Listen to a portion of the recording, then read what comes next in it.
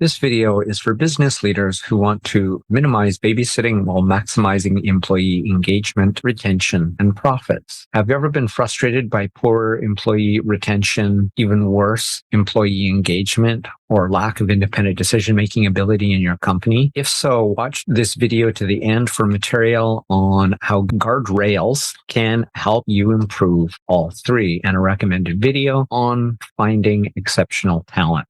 I've been both a boss and an employee, so I have empathy for both sides of the equation. But you as the leader have by far more power and motivation to boost employee retention and training so that employees can work unsupervised. I'm going to be honest, the vast majority of business leaders don't properly train and therefore can't trust their employees to be independent. In the book Drive, Daniel Pink talks about the three primary employee retention strategies that are based on scientific research. They create employee satisfaction, which leads to retention and increased motivation. And none of them are money. If money is the only thing keeping your employees motivated, you'll have to continuously increase their wages just to keep them in place and at their current level of motivation. The strategies that he recommends are help them move toward mastery, that is, gain more and more excellence, proficiency, and skill in the job for which you've hired them to do. Next is to give them autonomy. And by autonomy, we mean as much as you possibly can. And that's probably far more than you give them. And if not, respect. Many bosses and business leaders are way too micromanaging. And the only people who are unaware of this tend to be business leaders. And the third one is to create a purpose that makes employees feel like they're making a better world. That is, that their job beyond their paycheck is making a positive difference and impact on society and the world. So this video is specifically about autonomy. So the second of these three. And if your employees lack autonomy or independence,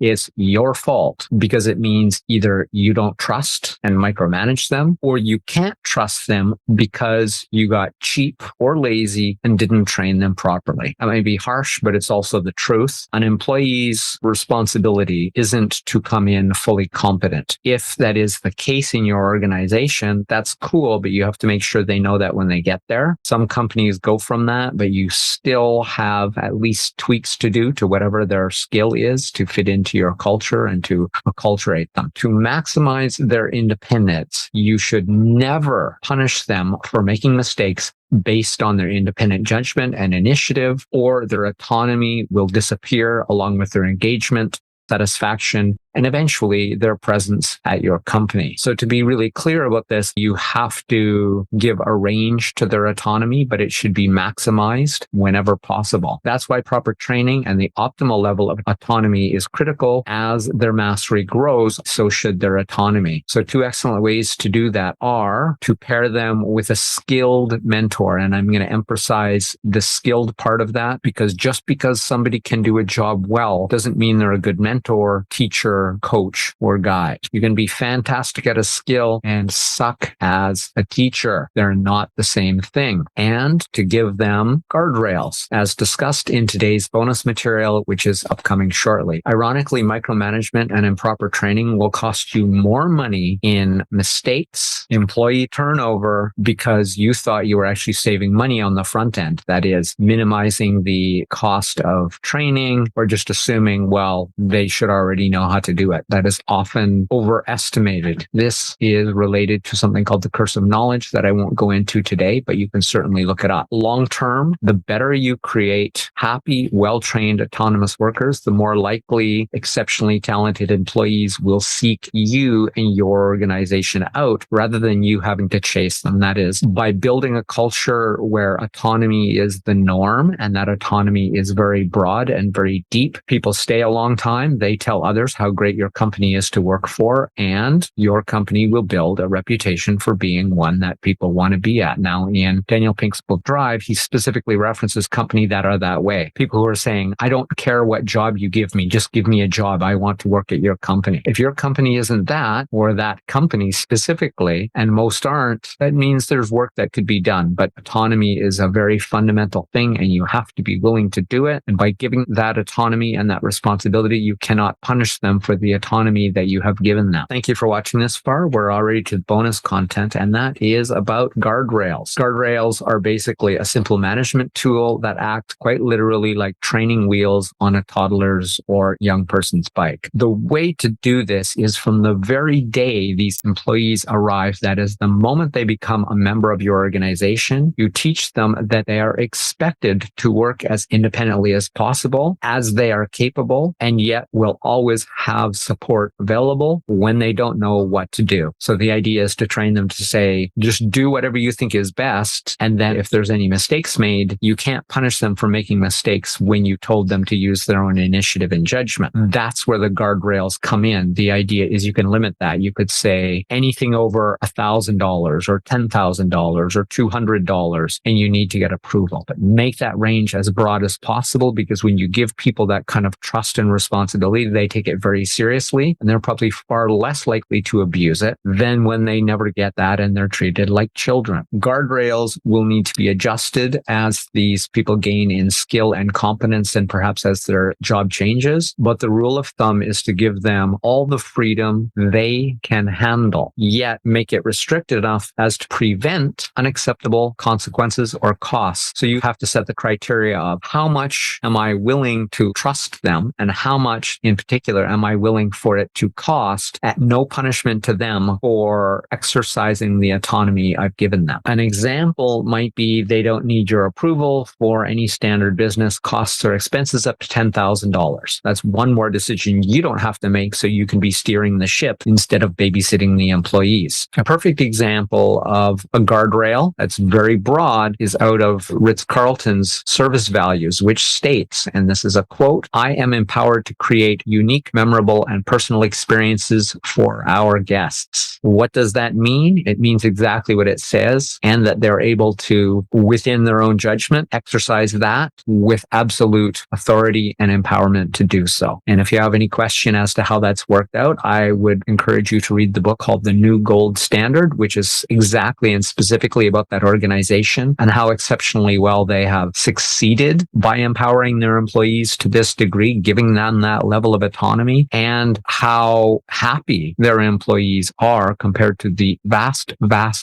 majority of organizations out there. They are an excellent example of what can happen when you give employees autonomy and responsibility as though they're adults. Thanks. Yes, I'm being a bit of a smartass today. The recommended video is Finding Exceptional Talent. In case you hadn't guessed, kind of already giving you the framework of that. And please share this video with any business leader who wants to profit more and babysit less. This has been Crush It Club 282. Employee engagement equals employee autonomy. My name is Tim B. Green. Bye for now.